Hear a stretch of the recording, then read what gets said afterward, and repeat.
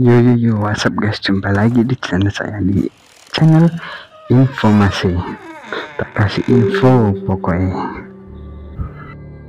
Oke guys, episode kali ini saya akan membacakan sebuah kisah yang berjudul Ada Pocong di Kamarku. Sebelumnya, assalamualaikum warahmatullahi wabarakatuh.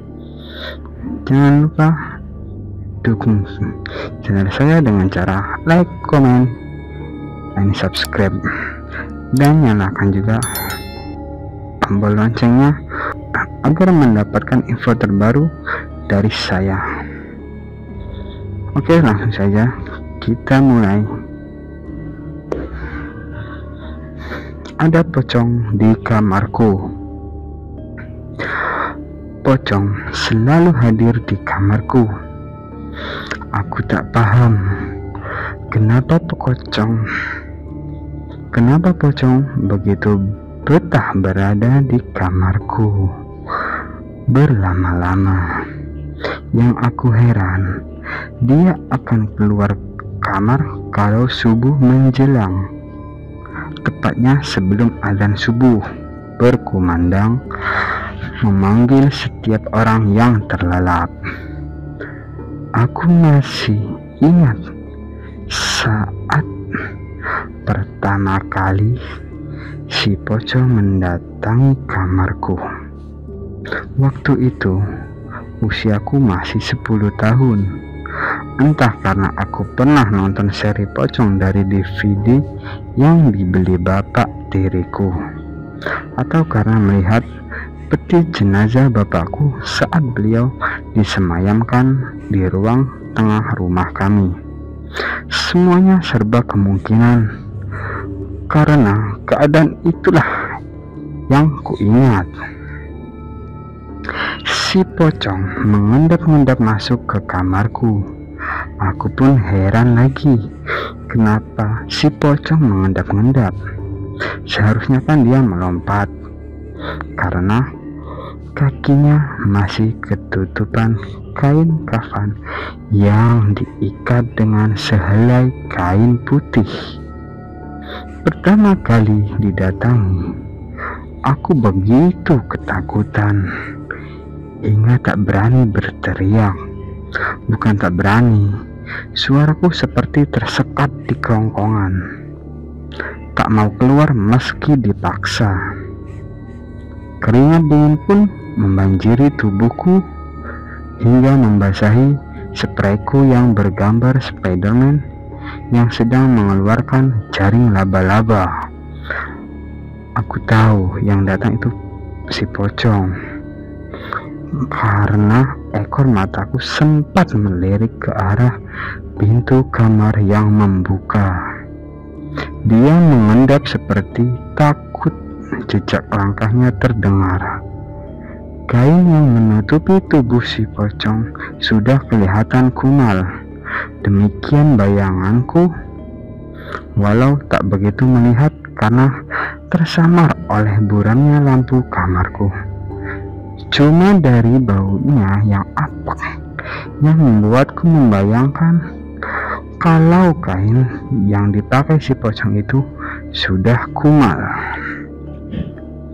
Kututupi wajahku dengan guling serapat mungkin dan berharap itu semua cuma mimpi buruk. Aku berusaha membayangkan hal-hal yang menyenangkan untuk menepis rasa takutku yang mendalam. Dan berharap pagi segera menjelang. Namun usahaku tak berhasil. Si pocong terus mendekati tubuhku yang terbaring. I'm gonna die, pikirku sambil menangis ketakutan.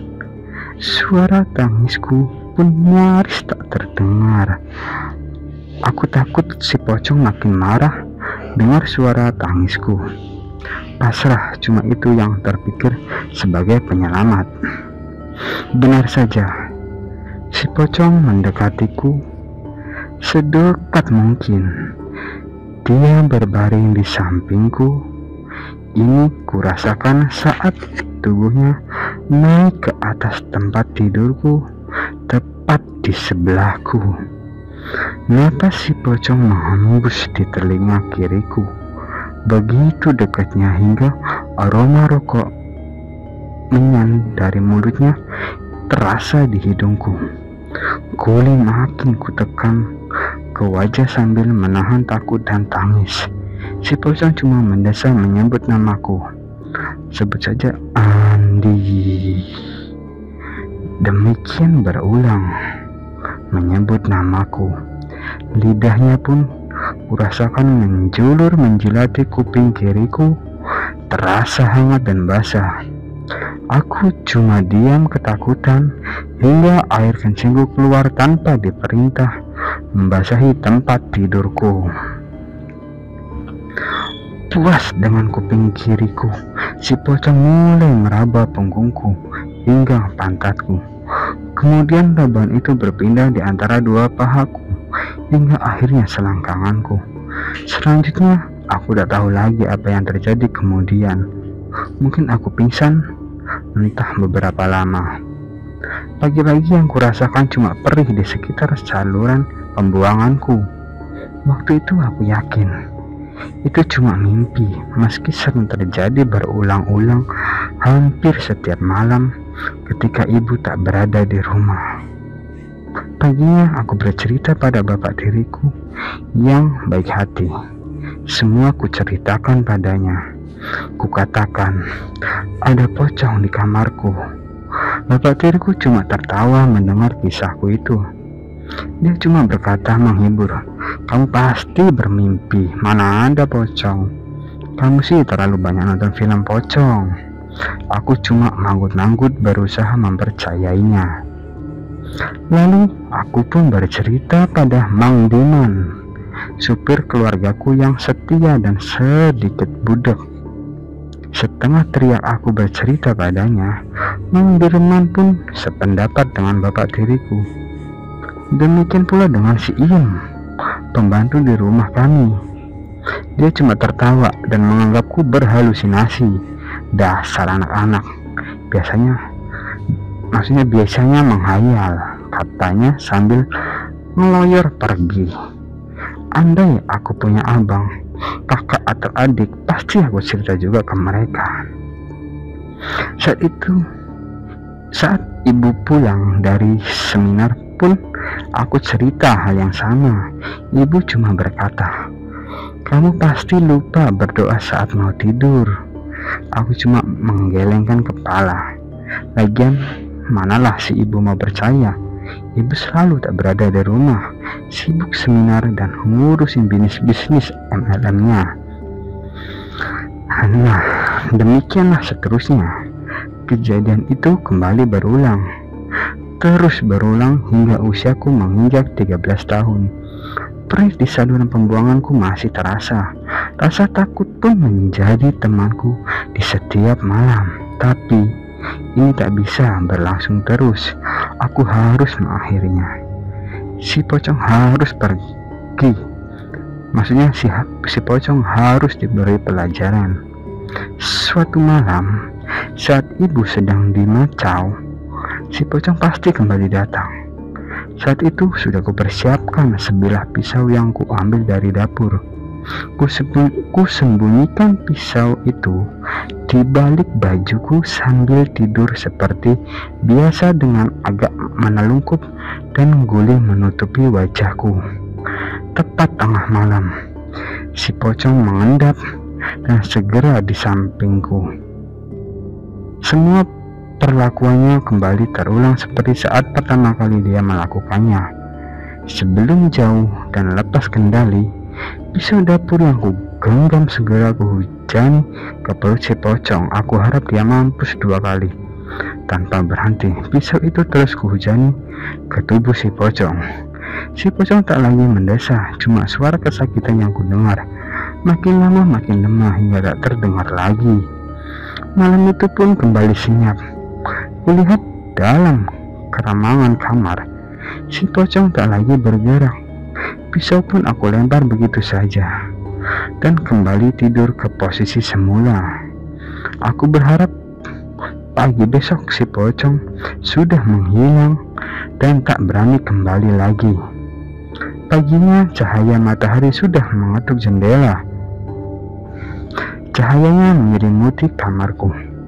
Terang sekali jadinya. Aku pun duduk dan meregangkan tangan dan tubuhku. Ada perasaan lega dan penuh kemenangan. Saat menoleh ke samping, aku kaget setengah mati. Kulihat sosok bapak tiriku yang sudah bersimbah darah. Ternyata yang selama ini menjadi pocong adalah bapak tiriku. Entah apa yang dia lakukan selama ini. Tak kusangka ternyata bapak tiriku seperti itu.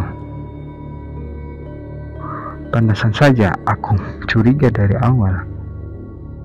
Kenapa pocong selalu meraba bagian tubuhku yang setiap aku bangun tidur, saluran pembuanganku pasti merasakan perih. Ternyata itu semua ulah bapak tiriku. Oke guys, cukup sekian kisah ada pocong di kamarku.